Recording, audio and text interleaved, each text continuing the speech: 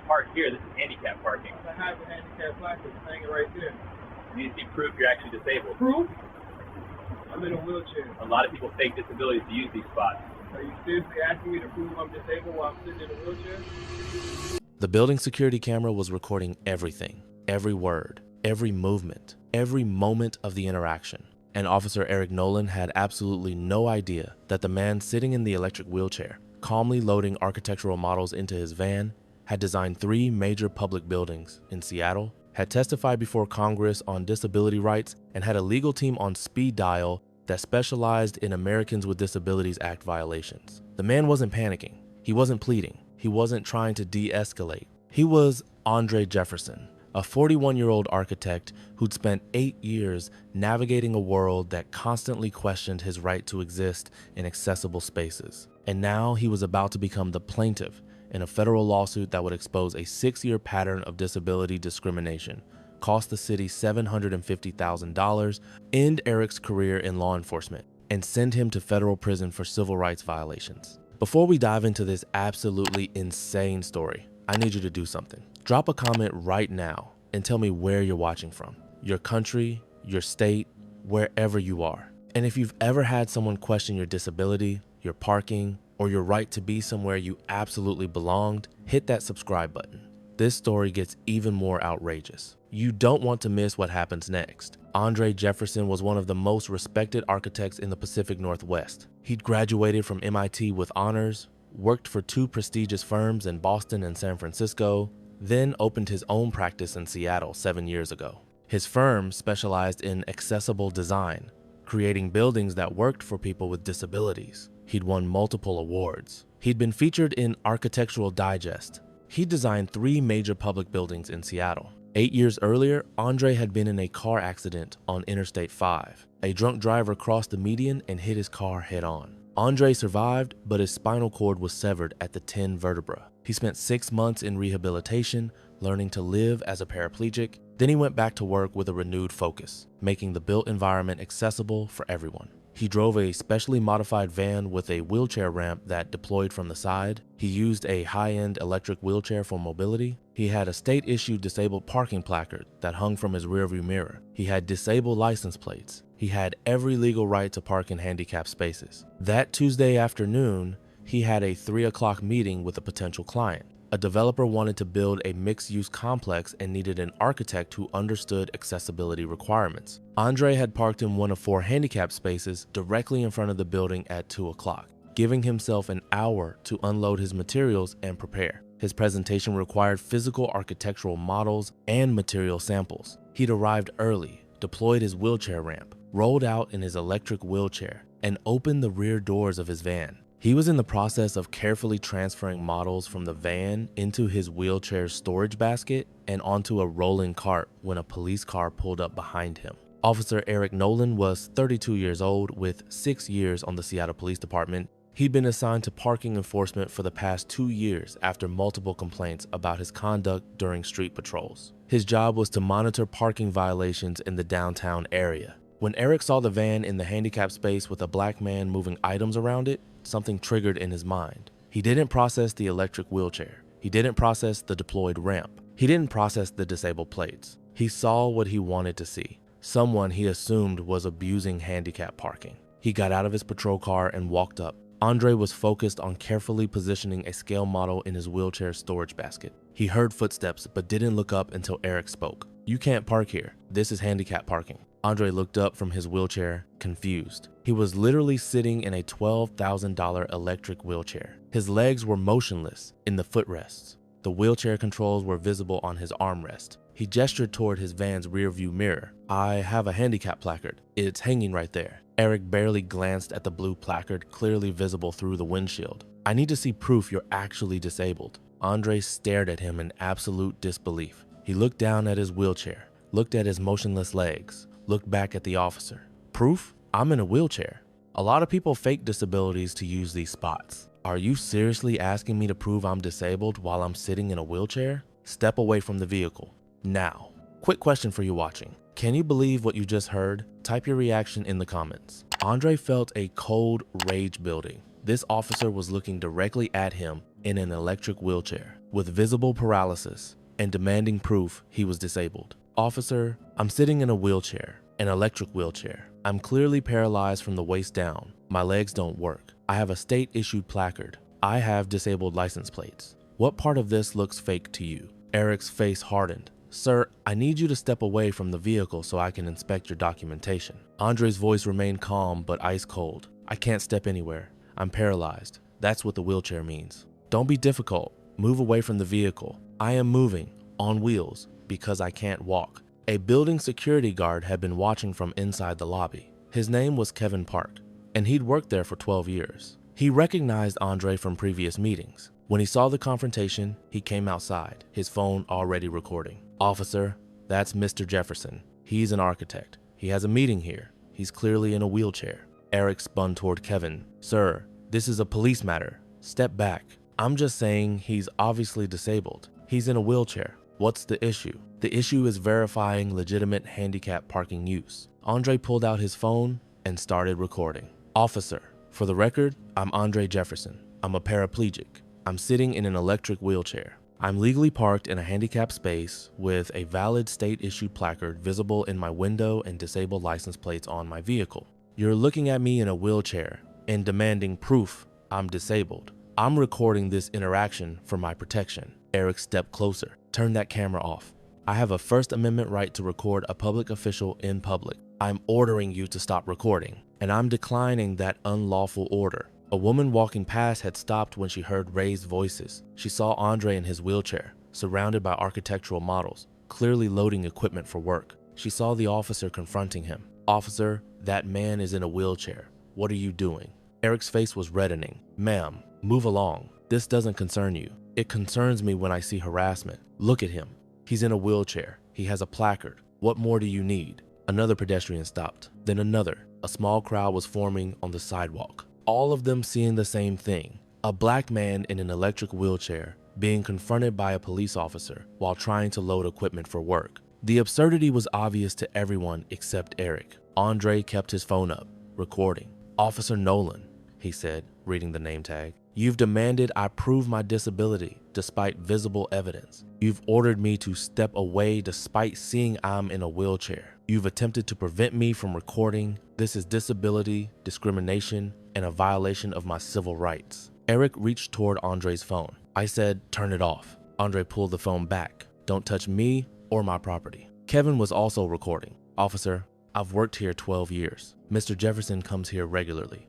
Always in his wheelchair, always professional. This is harassment. A man in a business suit pushed through the growing crowd. Paul Reynolds, the developer Andre was supposed to meet. He'd come down early to check if Andre had arrived. Andre?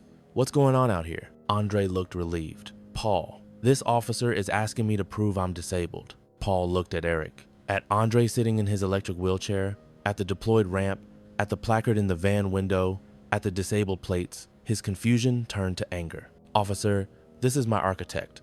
We have a meeting in 45 minutes. He's clearly disabled. He's sitting in a wheelchair. What possible justification do you have for this? Eric was surrounded now. A crowd of about 15 people. Kevin recording, Paul demanding answers, multiple witnesses with phones out, and Andre sitting calmly in his electric wheelchair, camera running, letting everyone see exactly what was happening. Everyone needs to step back or I'll cite all of you for obstruction. Kevin spoke up. You're going to cite us for watching you harass a disabled man? Someone in the crowd laughed. Others joined in. Not cruel laughter, nervous laughter at the sheer absurdity of watching a police officer demand that a man in a wheelchair prove he's disabled. Do you think the officer realized how badly he'd messed up? Type yes or no in the comments. Kevin had already called Seattle Police Dispatch to request a supervisor. Sergeant Grace Liu arrived 9 minutes later. She pulled up and immediately assessed the scene. Crowd of civilians, many recording. Officer looking flustered and defensive, and a man sitting in an electric wheelchair with a deployed van, ramp, and architectural materials around him. She walked up to Eric. What's the situation? Verifying handicap parking eligibility. Sergeant Liu looked at Andre, at the wheelchair, at his motionless legs, at the placard visible in the van window, at the disabled plates, at the ramp deployed from the side of the van. Officer Nolan, he's sitting in a wheelchair. I need to verify he's in a wheelchair, an electric wheelchair. with a valid placard and disabled plates. What exactly needs verification? Silence. Sergeant Liu walked over to Andre. Sir, I apologize for this interaction. You're clearly legally parked. You're free to continue your business. Andre nodded. I appreciate that, Sergeant, but I'm filing a formal complaint. This officer looked at me sitting in a wheelchair and demanded medical proof I'm disabled. He ordered me to step away despite obviously seeing I can't walk. He attempted to stop me from recording. This is disability discrimination and a civil rights violation. You have every right to file a complaint. I'll get you the information. Paul stepped forward. Sergeant, I witnessed this entire interaction. I'll provide a statement. This was outrageous. Kevin added, I've got it all on video.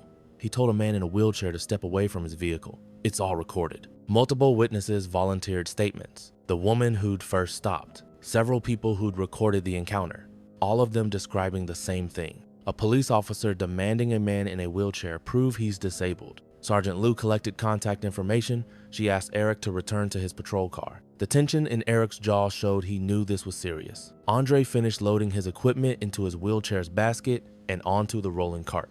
Paul helped him with the last few models. Then Andre rolled up the building's accessible ramp into the lobby, his dignity intact despite Eric's attempt to humiliate him. Eric sat in his patrol car, watching, finally understanding the magnitude of his mistake. He'd confronted a man in a wheelchair, demanded proof of disability, ordered him to step away when he clearly couldn't walk, all on camera, in front of witnesses, with no justification whatsoever. His career was over. He just didn't know yet how completely. The meeting went well. Andre and Paul discussed the project for 2 hours. Paul was even more impressed after witnessing Andre's composure during the confrontation.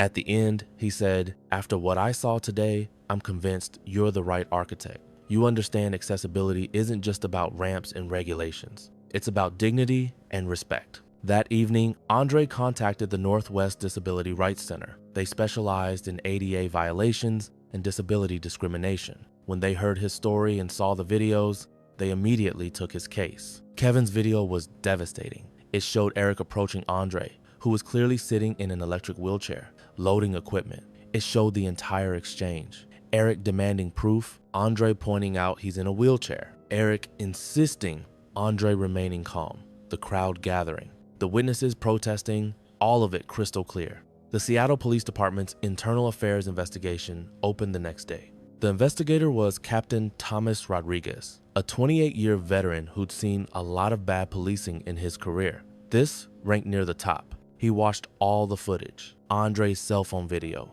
Kevin's video, the building security camera footage. Every angle showed the same thing. An officer looking directly at a man in an electric wheelchair and demanding proof he was disabled. But Captain Rodriguez didn't stop there. He pulled Eric's complete service record, and what he found was deeply troubling. Over 6 years, Eric had issued 83 handicap parking citations. That number alone wasn't alarming. What was alarming was the contest rate. 47 of those citations had been contested in administrative hearings. That was a 57% contest rate. The department average was 12%. Even more damning, 39 of those contested citations were dismissed after hearing. The hearing officers found no violation had occurred. Eric had issued citations to people who were legally parked with valid documentation. The pattern was clear. Eric was overzealous in enforcing handicap parking rules and frequently wrong. But it was worse than that. Captain Rodriguez analyzed the demographics of Eric's citations. Of the 83 citations Eric had issued, 64 were to minorities, 77%.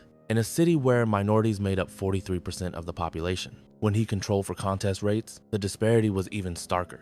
White drivers who received Eric's citations contested them 18% of the time. Minority drivers contested them 72% of the time. That suggested Eric was citing white drivers who were genuinely in violation, but citing minority drivers who had proper documentation. Captain Rodriguez also found 12 previous complaints specifically about Eric's conduct during handicap parking enforcement. Not complaints about citations themselves, but complaints about how Eric conducted the enforcement. Complaints about demanding additional proof beyond state-issued placards. Complaints about questioning the legitimacy of visible disabilities. Complaints about making offensive comments. Complaints about racial profiling. All 12 complaints had been dismissed as insufficient evidence or marked counseling provided. No discipline, no pattern recognition, no intervention. Captain Rodriguez did what the previous investigators should have done. He tracked down the complainants from those previous cases and interviewed them. He interviewed Robert Jimenez, a Hispanic Marine Corps veteran who'd lost his right leg below the knee in Afghanistan.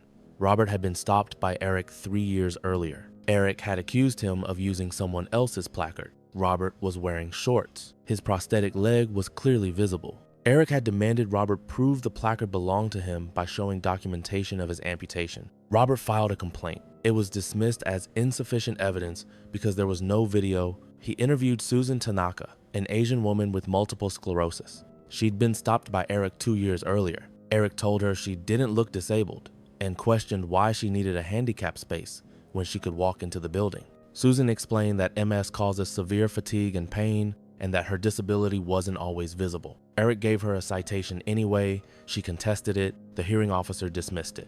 Her complaint about Eric was marked counseling provided. He interviewed Jerome Williams, a black man with cerebral palsy. Eric had stopped him 18 months earlier. Eric demanded Jerome walk a straight line to prove he actually needed the handicap space. Jerome's cerebral palsy affects his gait imbalance. He tried to explain this. Eric accused him of being drunk and threatened to arrest him for DUI. A supervisor arrived and let Jerome go. Jerome's complaint was dismissed as no misconduct found. Each story was worse than the last. Each showed Eric making assumptions about what disability looked like and refusing to accept that disabilities are diverse. Each showed him targeting people who happened to be minorities. Captain Rodriguez documented every case. He showed how the pattern had been visible for years if anyone had been looking. He showed how each dismissed complaint had been treated in isolation without anyone asking whether this officer might have a deeper problem. Captain Rodriguez's report was 78 pages long. His conclusion: Officer Nolan demonstrates a pattern of disability discrimination, racial bias, and fundamental misunderstanding of the Americans with Disabilities Act. His harassment of Mr. Jefferson, a paraplegic architect sitting in an electric wheelchair, asking him to prove his disability, represents not an isolated incident, but the continuation of 6 years of civil rights violations. His recommendation: immediate termination and referral to the Department of Justice for possible federal civil rights charges. Eric was fired within 72 hours of the incident. The Seattle police chief held a press conference announcing the termination and apologizing to Andre and the disability community. But the consequences didn't stop there. The Department of Justice did investigate. They found that Eric's pattern of conduct violated the ADA and constituted a pattern of civil rights violations. They referred the case to the U.S. Attorney's Office. Eric was charged with deprivation of rights under color of law, a federal crime. He pled guilty as part of a plea agreement. He was sentenced to 6 months in federal prison, 2 years of supervised release, and permanent prohibition from working in law enforcement. Andre filed a federal lawsuit, not just against Eric, but against the city of Seattle for failing to address Eric's pattern of discrimination despite 12 previous complaints. The lawsuit alleged violations of the Americans with Disabilities Act, violations of the Rehabilitation Act, deprivation of civil rights, and intentional infliction of emotional distress. The city's attorneys looked at the evidence. Multiple videos from different angles showing Eric confronting a man in a wheelchair and demanding proof of disability. 15 witness statements. Eric's 6-year pattern of discrimination. 12 dismissed complaints that should have triggered action. A plaintiff who was a respected architect with impeccable credibility. They settled in 8 weeks, $750,000. But the settlement required far more than money. The reforms included mandatory ADA training for all officers, specific training on disability rights and parking enforcement, quarterly audits of handicap parking citations to identify discriminatory patterns, creation of a disability rights liaison position within the department, and implementation of a policy requiring supervisory review of any complaint related to disability discrimination. The settlement also required the Seattle Police Department to publicly release data on all handicap parking citations for the previous 10 years, broken down by officer, location, and race of the cited individual. The city initially resisted the data release. Their attorneys argued it would expose officers to harassment.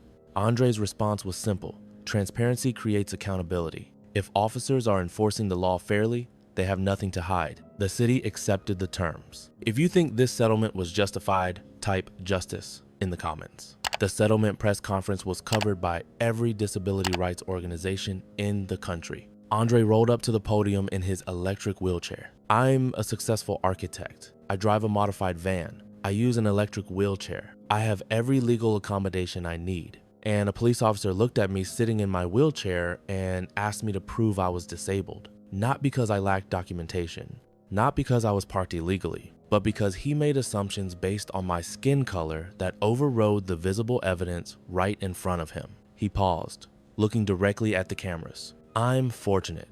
I know my rights. I had witnesses. I had video. I had the resources to fight back.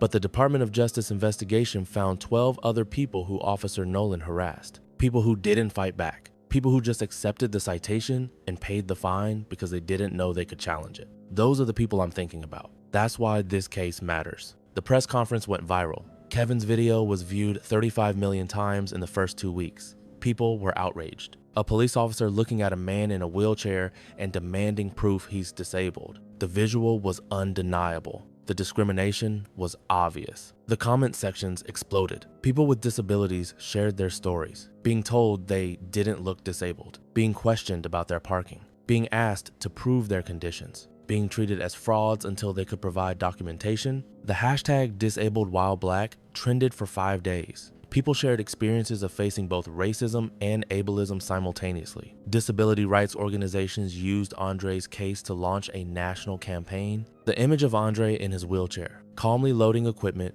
while being harassed, became iconic. What more proof do you need? The campaign posters asked. The security camera footage became required viewing in police academies. It showed exactly what not to do. How assumptions about disability can lead to discrimination, how failure to recognize obvious accommodations can constitute civil rights violations, how bias can blind people to evidence right in front of them. The Seattle Police Department implemented all required reforms. The handicap parking citation data was made public on a dedicated website. Anyone could search by officer, by year, by location, by outcome. Complete transparency. The patterns that emerged were shocking, but not surprising to disability advocates.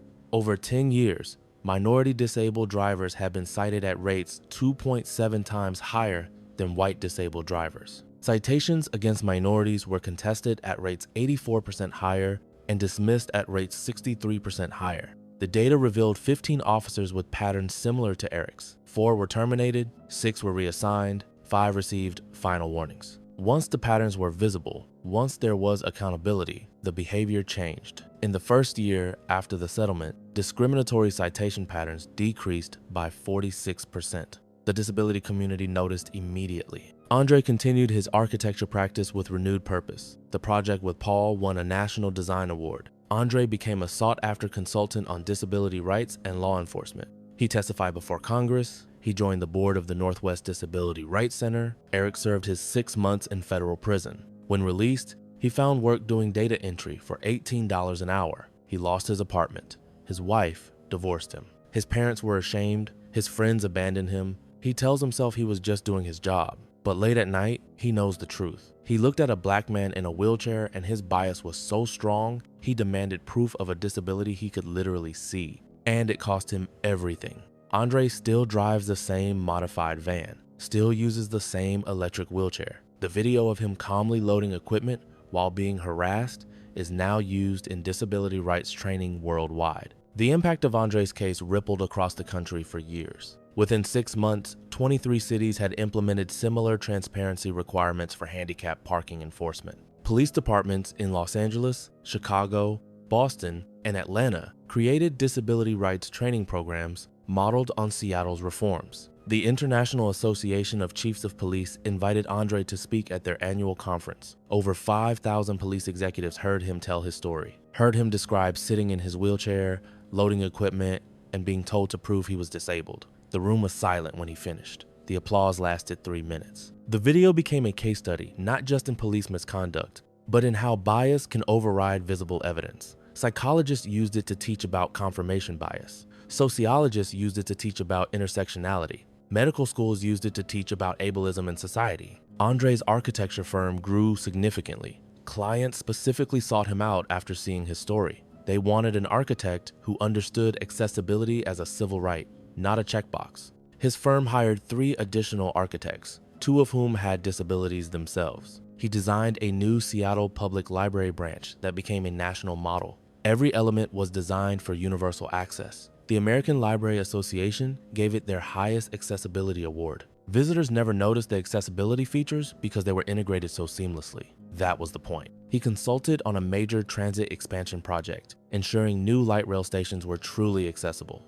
Not hidden elevators, not afterthought ramps, dignity-preserving design from the start. His personal life changed too. He met Jennifer, a wheelchair user and civil rights attorney, at a disability rights conference. They bonded over shared experiences and a shared commitment to change. They married 2 years after his case settled. Together, they became one of the most influential disability rights couples in the country. They testified before state legislatures. They wrote op-eds for national publications. They appeared on news programs. They became the public face of disability rights advocacy. Kevin, the security guard who recorded the confrontation, also became an advocate. He'd worked building security for 12 years and had seen Andre visit dozens of times. When he heard Eric demanding proof from a man in a wheelchair, he knew he needed to record. His video made the case undeniable. He was invited to speak at security training conferences about being an active bystander, about documenting injustice, about standing up even when it's uncomfortable. Paul, the developer, made accessibility a core value of his company. Every project had to exceed minimum requirements. He hired Andre's firm as consultants on all major developments. He established a fund to help small businesses improve accessibility. The viral video changed him, made him see discrimination he'd never noticed before, made him understand his privilege in never thinking about steps, doors, or parking. Eric's post-prison life was one of complete collapse. The data entry job lasted 6 months before layoffs. He applied to 57 jobs over the next year. 3 interviews, all 3 ended when they Googled his name. Officer who asked man in wheelchair for proof of disability was the first search result. The video was second, his mugshot third. He tried legally changing his name. Someone on Reddit connected the names. The video followed him everywhere. His brother asked him to move out after 14 months. Eric found a room in a boarding house, sharing a bathroom with 6 strangers. His life reduced to a single room and occasional minimum wage work. His wife divorced him in prison. His parents stopped inviting him to family events. His sister blocked his number. His nieces and nephews were told not to mention him. Late at night, he'd watch the video on his phone, trying to understand his own thinking. He saw himself approaching Andre, who was clearly in a wheelchair, saw himself demanding proof, saw Andre's calm response, saw himself insisting, saw the crowd gathering, saw witnesses pointing out the obvious. The moment that haunted him most, when he told Andre to step away from the vehicle. Andre was in a wheelchair. How was he supposed to step? What had Eric been thinking? He knew the answer. He hadn't been thinking. He'd been assuming fraud, assuming abuse, assuming a black man in a nice van didn't belong in that parking space. His assumptions were so strong, they overrode the wheelchair right in front of him. Sometimes he told himself it was one mistake, but then he'd remember the internal affairs report, 12 other victims, 83 citations with a 57% contest rate, 6 years of targeting minorities. It wasn't one mistake, it was a pattern Andre exposed. The video lived forever online. Students watched it in college courses. Activists shared it at protests. Disability organizations used it in their materials. The image of Andre in his wheelchair, calmly loading equipment while Eric demanded proof, became iconic. Andre never intended to be a symbol. He just wanted to park and prepare for his meeting. But Eric's discrimination forced him into the spotlight. Andre used that spotlight to create change. 10 years later, Andre spoke at a national disability rights conference. 2,000 people in the audience, many in wheelchairs, many with invisible disabilities, many who'd been questioned and doubted throughout their lives. 10 years ago, I was loading equipment for a meeting. I was sitting in my wheelchair, and a police officer looked at me and asked for proof I was disabled. Not because my placard was missing, not because I lacked documentation, but because his assumptions were stronger than the evidence in front of him. The audience was silent. That officer lost everything: his job, his freedom, his future. But disabled people across this country still face discrimination every day. We won one battle. The war continues. More silence, so keep fighting, keep recording, keep filing complaints, keep demanding dignity. Because every time we refuse to accept discrimination, we create change. Every time we stand up, we move closer to a world where a man in a wheelchair doesn't have to prove he's disabled. The standing ovation lasted 5 minutes. Many in the audience were crying. Andre Jefferson, 41 when he was told to prove his disability while sitting in a wheelchair, 51 now, still an architect, still an advocate, still refusing to accept discrimination as normal. His story, captured in 14 minutes of video, changed laws, ended a career, created accountability systems, and inspired millions to demand their dignity, all because one officer looked at visible evidence and chose to ignore it, and one architect refused to let that ignorance go unchallenged. One Tuesday afternoon, 14 minutes, a police officer who looked at a man in a wheelchair and demanded proof he was disabled, and an architect who showed the world what discrimination looks like even when the evidence is impossible to deny. If this story made you think about the assumptions we make about disability, share it. Hit subscribe for more stories about accountability. Drop a comment. Have you ever had your disability questioned while it was visibly obvious? Tell your story. See you in the next one.